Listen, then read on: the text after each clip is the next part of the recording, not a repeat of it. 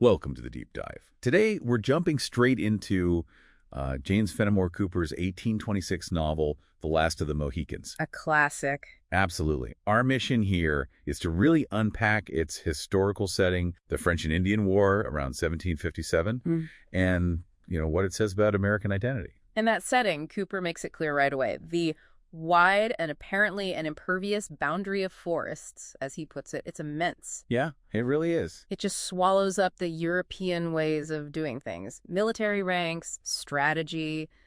None of it works quite the same out there. The forest itself forces a different way of survival. It's practically a character. Exactly. And speaking of characters, Cooper gives Lake George the name Horican in the novel. He admitted he just made it up. Oh, interesting. I didn't know that. Yeah, and he even gives that name to Hawkeye as one of his aliases.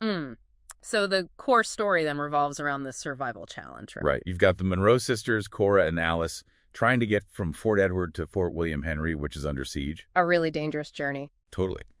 And their supposed guide, Magua, betrays them. Which kicks off the whole cycle of capture and rescue. Exactly.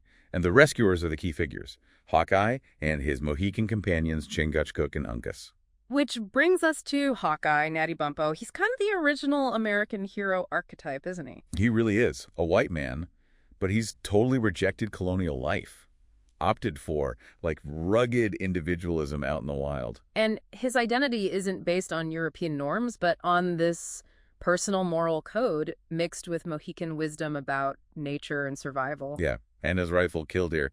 Can't forget killdeer. Definitely not. Deadly accurate. But there's a tension there, isn't there? This hero lives alongside the Mohicans, learns from them. But the novel's central theme is also the vanishing Indian. Right.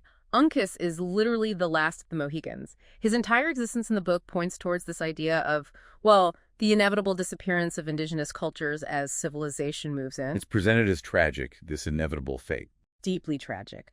Uncas's death is the title. It symbolizes the end of a whole people, at least in Cooper's narrative framework.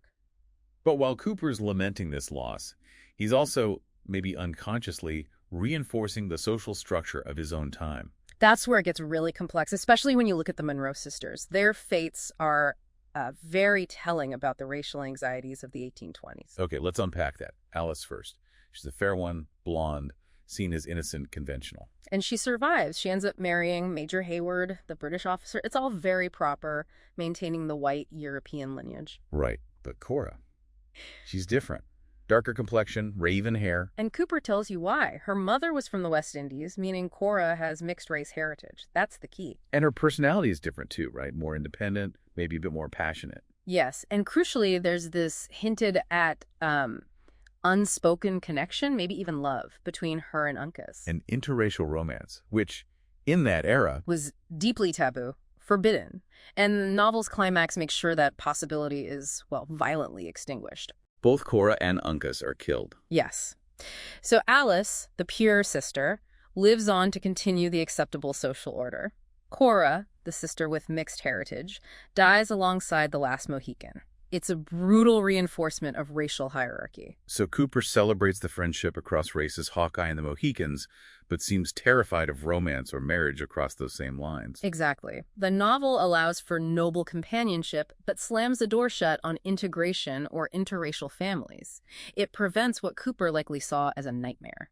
So wrapping this up, the legacy is, it's complicated.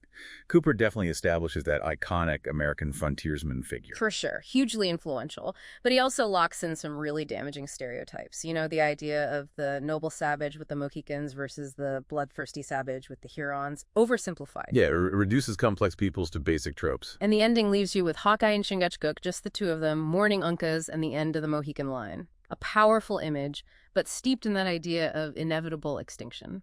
Okay, so here's something for you, the listener, to think about. The Last of the Mohicans is undeniably foundational in American literature.